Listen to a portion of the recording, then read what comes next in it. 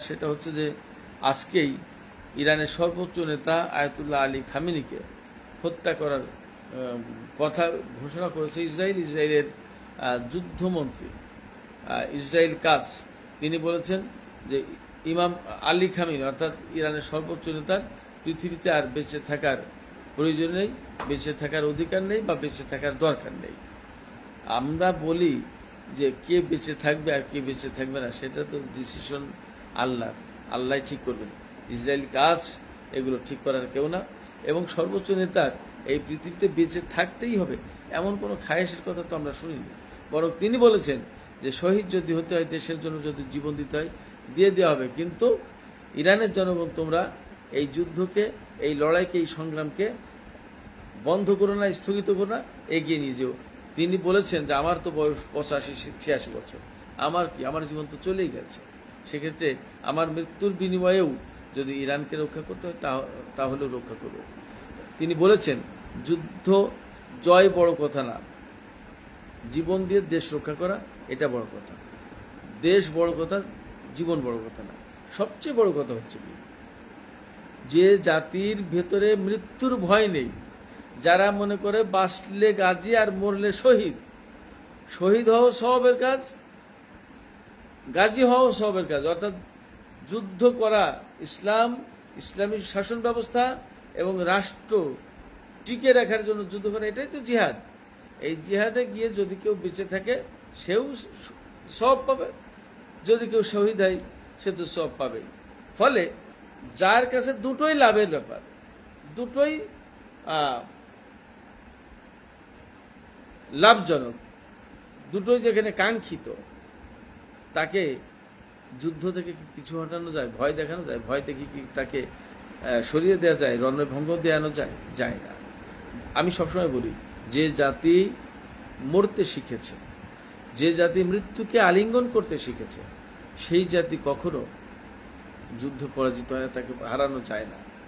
Iran সেই জাতি যে জাতি জীবন দিতে প্রস্তুত। আমি বলি ইয়া হোসেইন বলে, ইয়া আলী বলে, ইয়া ফাতেমা, ইয়া জাহরা বলে যখন এরা ঝাঁপিয়ে পড়বে যুদ্ধের ময়দানে, তখন যুদ্ধের ময়দানের পরিস্থিতি মুহূর্তের ভিতরে পাল্টে যেতে প্রস্তুত। আমি বলি ইরান এবং ইসরায়েলের যদি সীমান্ত থাকতো তাহলে ইসরায়েলের যুদ্ধের খায়েশটা ইরান খুব ভালো করে মিটিয়ে দিতে পারত। এক ভাই প্রশ্ন করেছেন যদি তৃতীয় বিশ্বযুদ্ধ শুরু হয় তাহলে আরবদের ভূমিকা কি হবে, কার পক্ষে যাবে? আমরা আশাই করবো যে তৃতীয় বিশ্বযুদ্ধ শুরু না হোক, কারণ এটা হলে অনেক বেশি ক্ষয়ক্ষতি, অনেক বেশি প্রাণহানি হবে, এবং বিশ্ব সভ্যতা, মানব সভ্যতা থাকবে কিনা সেই রকম একটা প্রশ্ন এসে দাঁড়াবে। সেক্ষেত্রে আমরা আশা করব যে তৃতীয় বিশ্বযুদ্ধ না হোক। আর আরবদের ভূমিকা কি হবে এ প্রসঙ্গে আমি বলবো যে আরবরা যদি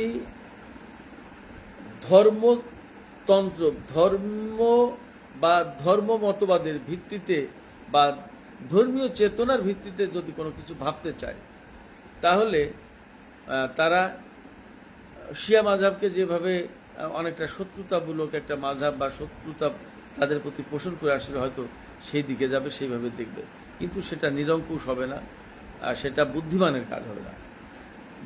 কিন্তু ইদানিং যে ট্রেন্ড চলছে, ইরানের সাথে মধ্যপ্রাচ্যের দেশগুলোর সম্পর্ক বেশ উন্নত হচ্ছে, উন্নত করার একটা চেষ্টা আছে, তদবির আছে।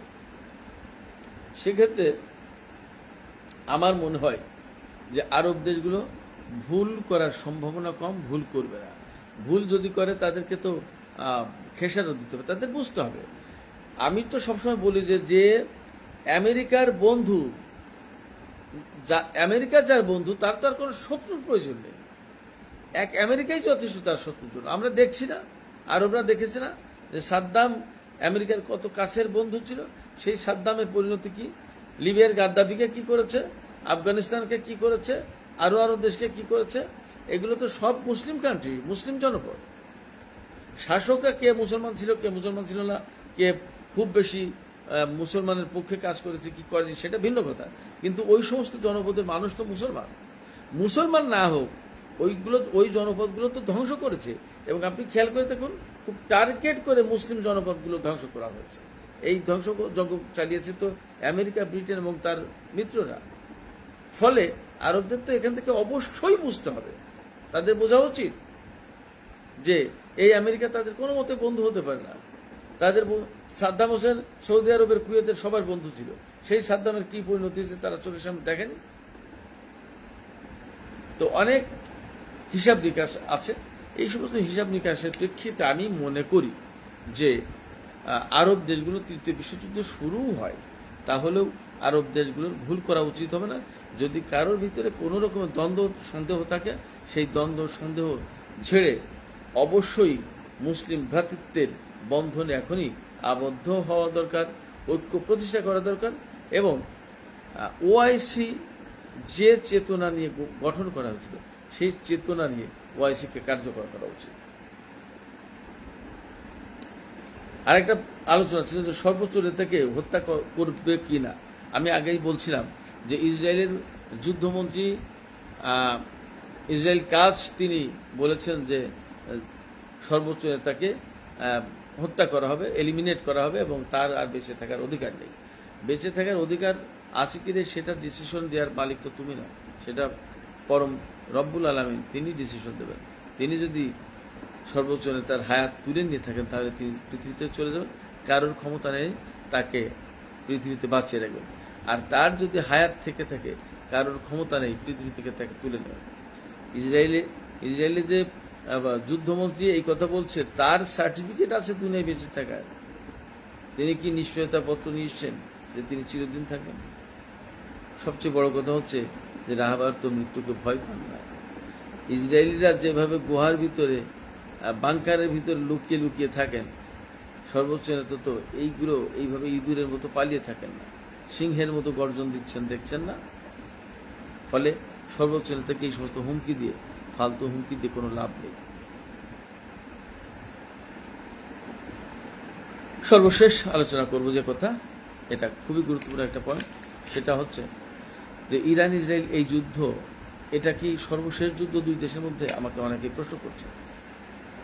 একথা বলা মুশকিল, তবে আমি মনে করছি এই ইসরায়েল ইরানের বিরুদ্ধে যে হামলা চালিয়েছে, যে আগ্রাসন চালাচ্ছে, তার মূল লক্ষ্য ছিল ইরানকে একেবারে নাস্তানাবুদ করে দেয়া, ইরানের সরকার পরিবর্তন, ইরানের শাসন ব্যবস্থা পরিবর্তন, এবং ইরানের বিপ্লবকে নস্যাৎ করে দিয়ে এখানে মারাত্মক রকমের অস্থিতিশীলতা এবং কেওয়াস কন্দল সৃষ্টি করে ইরানে একটা নতুন ধরনের সরকার ব্যবস্থা চালু করা, যা হবে আমেরিকা এবং ইসরায়েলের একেবারে বশীভূত, একেবারে পুতুল।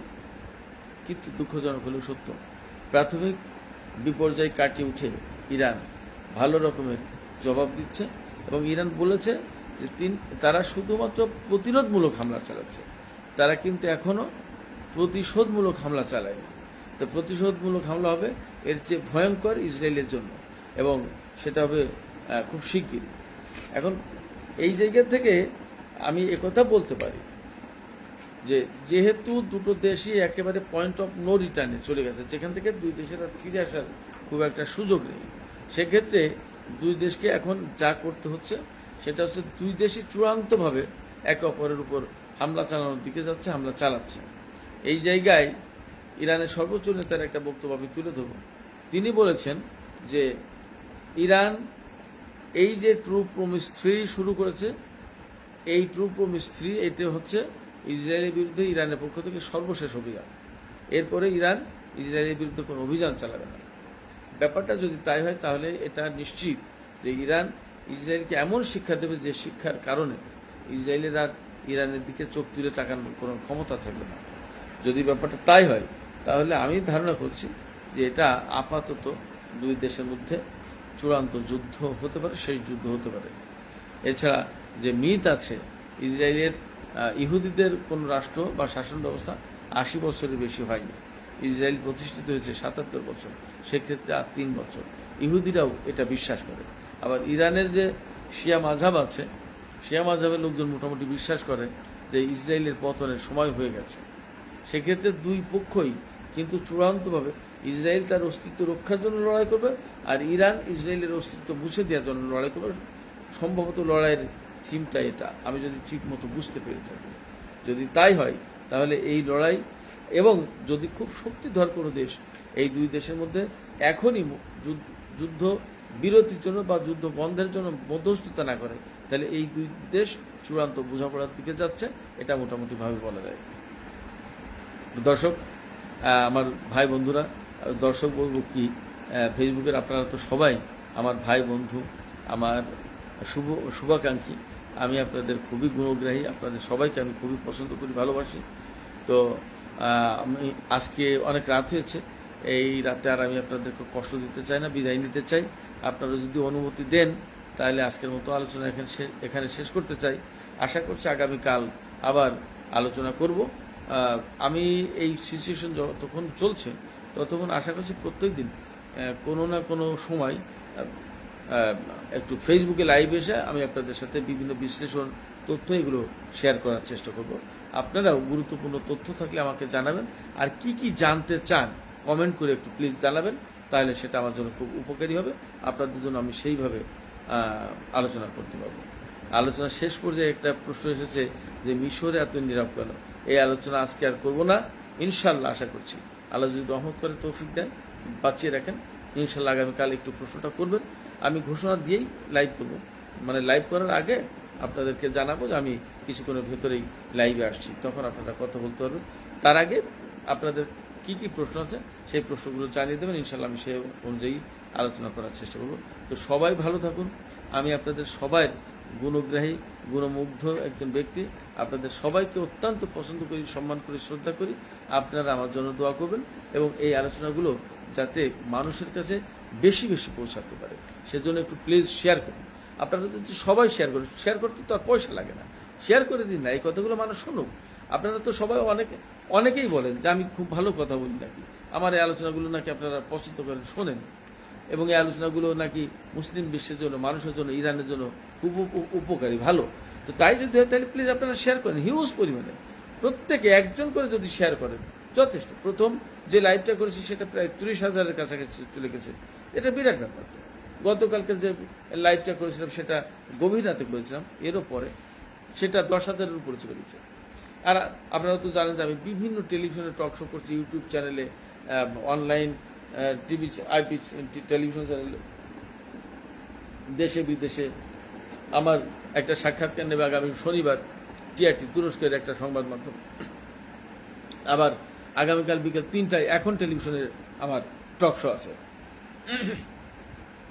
সরি। তো আগামীকাল এখন টেলিভিশনের দুপুর 3টায় যে টক শো করবো, সেই টক শো দেখার আমন্ত্রণ রইল। আর ইনশাল্লাহ আগামীকাল আমি লাইভে আসবো আবার, আর আপডেট তথ্য আপনাদের সাথে আমি শেয়ার করব। আপনাদের কাছে একান্তই অনুরোধ থাকলো, আপনারা কমেন্ট করুন এবং এই আলোচনাটা শেয়ার করে বেশি মানুষকে জানার, বোঝার, শোনার, দেখার সুযোগ করে দেন। আপনারা সবাই ভালো থাকবেন। সবাইকে আসসালামু আলাইকুম, শুভরাত্রি।